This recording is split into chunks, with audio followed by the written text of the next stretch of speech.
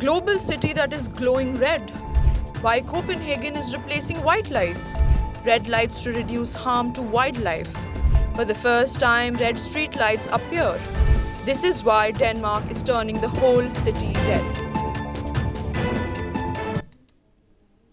Denmark is grappling with pressure on the world's largest island, with Trump relaying his claim on Greenland, a semi-autonomous territory of Denmark. But today we are not talking about Greenland or Trump. Another story is unfolding closer to home for Denmark. Far from the Arctic ice and the language of power politics, on a suburban road near Copenhagen, the country is dealing with a very different kind of disruption. One that does not involve territory or treaties, but light. Hello and welcome. You're watching NewsX Explained. I'm Uday Pratap Singh.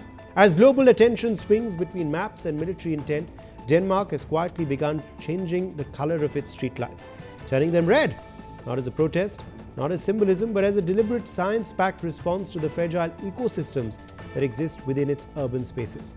From Greenland's vast geopolitics to a bat's fragile flight path, Denmark's current moment reveals a striking contrast, a nation navigating power on one front and responsibility on another.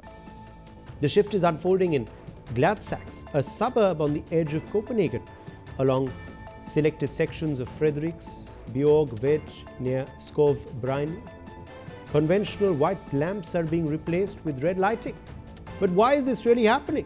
Well, according to the Gladsaxe municipality, the area lies close to a local bat colony, making it ecologically sensitive.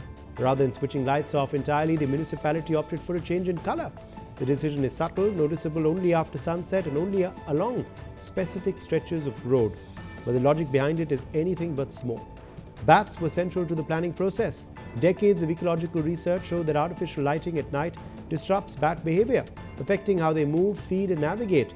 Bats are nocturnal by evolution, relying on darkness not just as a backdrop but as a condition for survival. Light alters that condition. Studies have consistently shown that short wavelengths, light blue, green and standard white lighting has the strongest disruptive effect on bats.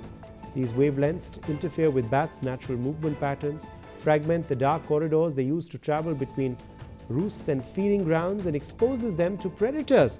Research from the Netherlands and elsewhere suggests that red light, which has longer wavelengths, is significantly less intrusive. Many bat species either cannot perceive red light clearly or are far less sensitive to it. That distinction mattered in Gladsaxe. Instead of plunging the road into darkness, planners sought a compromise, one that would allow humans to move safely while reducing harm to wildlife. Red lighting emerged as the least disruptive option. Artificial light is harmful to bats precisely because it does not destroy habitats outright. Instead, it erodes them invisibly. Streetlights disrupt circadian rhythms, fragment feeding routes, and increase stress and reduce breeding success. Over time, populations decline without any single dramatic event. Darkness disappears not with demolition but with illumination. Officials also pointed to another benefit. Insects bats feed on. Insects and artificial lighting can dramatically alter insect behavior, either driving them away from natural habitats or concentrating them unnaturally around bright lights.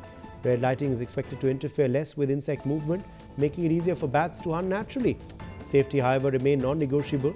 The municipality stressed that turning lights off completely was never an option.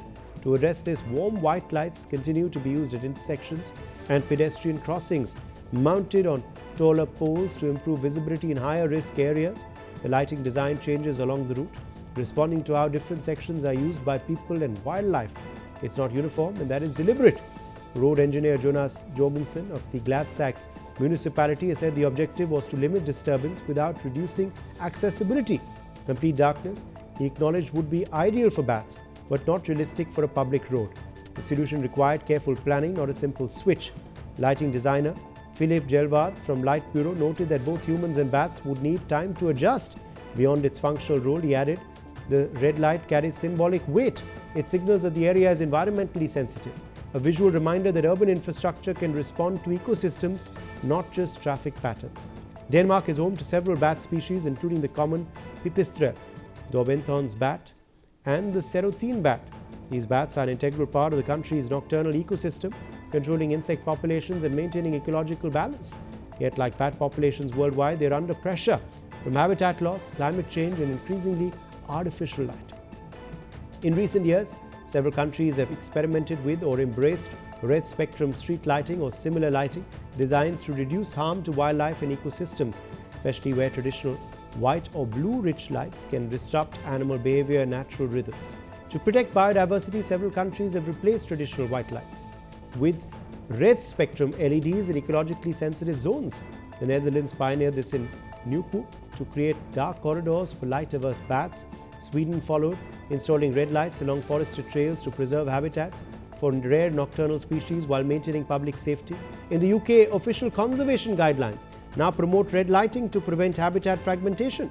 Similarly, the US utilizes red lighting in Florida to protect sea turtle hatchlings and in national parks like Grand Teton to reduce insect disruption and preserve the natural light sky. It can be concluded that the colors of our urban landscapes are not merely aesthetic choices, they carry consequences for environmental health, human biology, and public safety. To understand why color matters, it helps to look back. Early street lights were powered by gas, producing a soft flickering glow. When electric lighting arrived in the late 19th and early 20th centuries, it transformed cities. Incandescent bulbs became the standard, emitting a warm yellowish light. That color came from the physics of heated filaments, which glow more strongly in red and yellow wavelengths. The light felt familiar, even comforting. The mid-20th century brought in high-intensity discharge lamps. Mercury vapor lamps produced a bluish-white light but were energy inefficient and contained toxic mercury.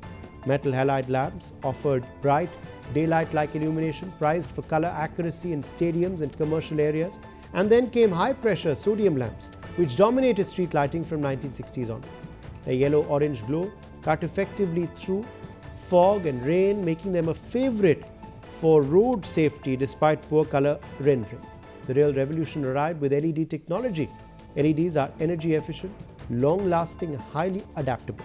Unlike traditional lamps, LEDs can be tuned to emit a wide range of color temperatures from warm yellow to cool white. That flexibility has been both a blessing and a source of controversy.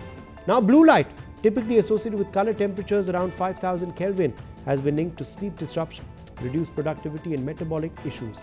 It's also most likely to scatter in the atmosphere, contributing to light pollution. Medical experts took notice. In 2016, the American Medical Association issued a statement recommending street lights with a color temperature below 3000 Kelvin. The AMA warned that high-intensity blue-rich LEDs could damage the retina, increase free radicals and exacerbate conditions like macular degeneration and myopia. They also cautioned that circadian disruption could lead to shorter sleep duration, obesity, and other health issues. Cities learned these lessons in real time. Los Angeles, for instance, replaced over 140,000 streetlights with LEDs, initially choosing a 4000 K color temperature. After public backlash and health concerns, the city shifted to 3000 K lighting in residential areas. Denmark's red streetlights represent the next step in that evolution. They're not a wholesale replacement nor a one-size-fits-all solution. They're targeted, context-specific, and experimental. They reflect an understanding that lighting is infrastructure, but also ecology. As cities grow brighter, the challenge is no longer simply to illuminate. It is to decide how much light is enough and for whom. Denmark's red streetlights suggest one possible answer, but sometimes seeing less clearly may help us see more responsibly.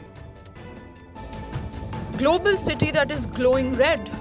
Why Copenhagen is replacing white lights. Red lights to reduce harm to wildlife. For the first time, red street lights appeared. This is why Denmark is turning the whole city red.